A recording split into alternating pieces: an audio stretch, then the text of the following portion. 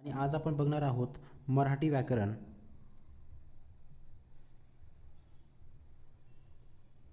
मराठी व्याकरण आणि मराठी व्याकरणामध्ये आज बघणार आहोत आपण संधी हा चॅप्टर. संधी, ठीक आहे. तर मग संधी म्हणजे नेमकं आहे काय? चला पहिले आपण संधीची व्याख्या बघूया. संधीची व्याख्या बघूयात आपण, ठीक आहे. तर जोड शब्द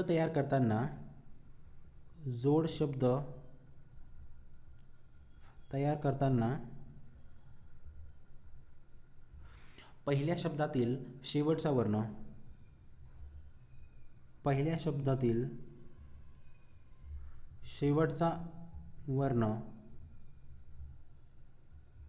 व दुसऱ्या शब्दातील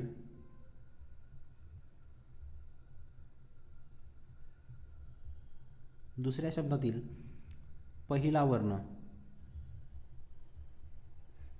ह्या दोघांबद्दल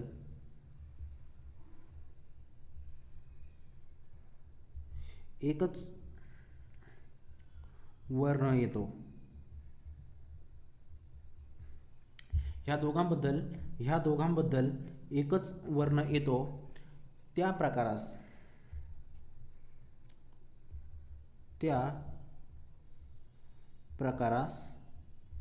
संधी असे म्हणतात. समजते मित्रांनो काय आहे? जोड शब्द तयार करताना पहिल्या शब्दातील शेवटचा वर्ण, ठीक आहे.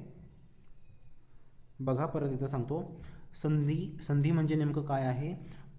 जोड शब्द तयार करताना पहिल्या शब्दातील शेवटचा वर्ण व दुसऱ्या शब्दातील पहिला वर्ण हे दोघं एकत्रित होतात, मिसळतात आणि ह्या दोघांबद्दल एकच वर्ण येतो त्या प्रकारास काय म्हणतात? संधी म्हणतात. समजलं मित्रांनो तुम्हाला? चला ठीक आहे, बघूयात आपण. आणि सरळ आणि साध्या सोप्या भाषेत सांगायचं झालं तर संधी म्हणजे जोडणे, ठीक आहे. चला बघू आपण पुढे. आता बहुतांशी मुलं याच्यामध्ये समासामध्ये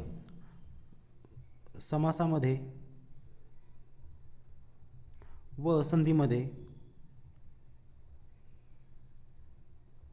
कन्फ्यूज होतात, ठीक आहे. तर ह्या दोघातला फरक जर काढायचं झालं तर ह्या दोघांमध्ये काय फरक आहे? समासामध्ये काय माहिती आहे का? दोन्ही शब्द फक्त एकत्रित लिहिले जातात. दोन शब्द फक्त शेजारी लिहिले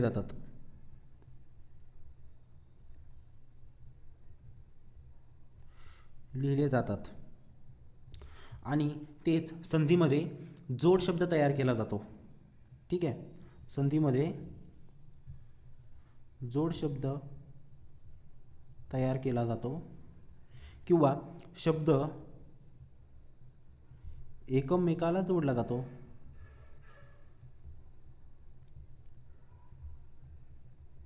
चला उदाहरण बघूया आपण. समासाचं उदाहरण बघा. समासाचं उदाहरण आपल्याला काय घेता येईल? ठीक आहे.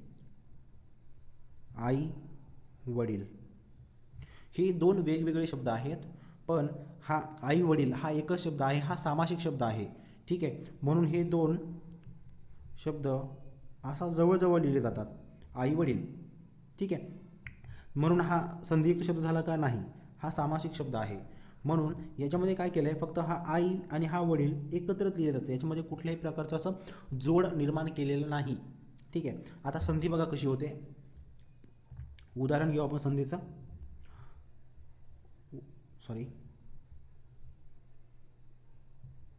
उदाहरण बघा.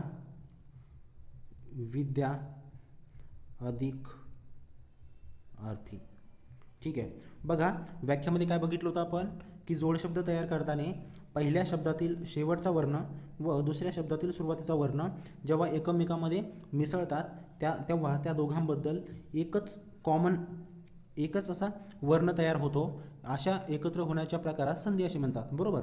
बघा आता हा आहे पहिला शेवटचा वर्ण पहिल्या शब्दातील विद्या, तर याच्यापासून आपल्याला कुठल्या स्वराची प्राप्ती होते? विद्या, आ है ना, आ हा स्वर भेटतो आपल्याला, ठीक आहे. आणि त्याच्यामध्ये अर्थी अ. बघा आता अ आणि आचा आ होतो आणि याची जर संधी करायला गेलं आपण तर विद्यार्थी विद्यार्थी अशी संधी होते. ठीक आहे, हा आ इथे जातो. बरोबर, तर ही झाली संधी.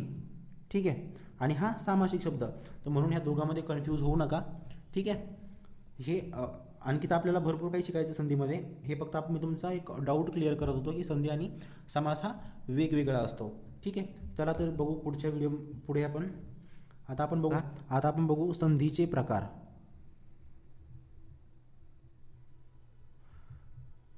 किती प्रकार आहे संधीचे माहिती आहे का कोणाला मित्रांनो? बघा, संधीचे प्रकार 3 प्रकार पडतात संधीचे. 3 प्रकार आहेत. एक आहे स्वर संधी, दुसरा आहे व्यंजन संधी व तिसरा आहे विसर्ग संधी. ठीक आहे, तर हे प्रकार कसे पडतात मित्रांनो माहिती आहे का तुम्हाला? चला मी सांगतो. विसर्ग संधी, स्वरासमोर जर स्वर आला तर स्वर संधी होते. ठीक आहे, व्यंजनामध्ये काय, व्यंजनापुढे एक तर व्यंजन आलं किंवा स्वर आला. आणि विसर्ग संधी कशी होते? विसर्गाच्या समोर व्यंजन आलं किंवा स्वर आला तेव्हा.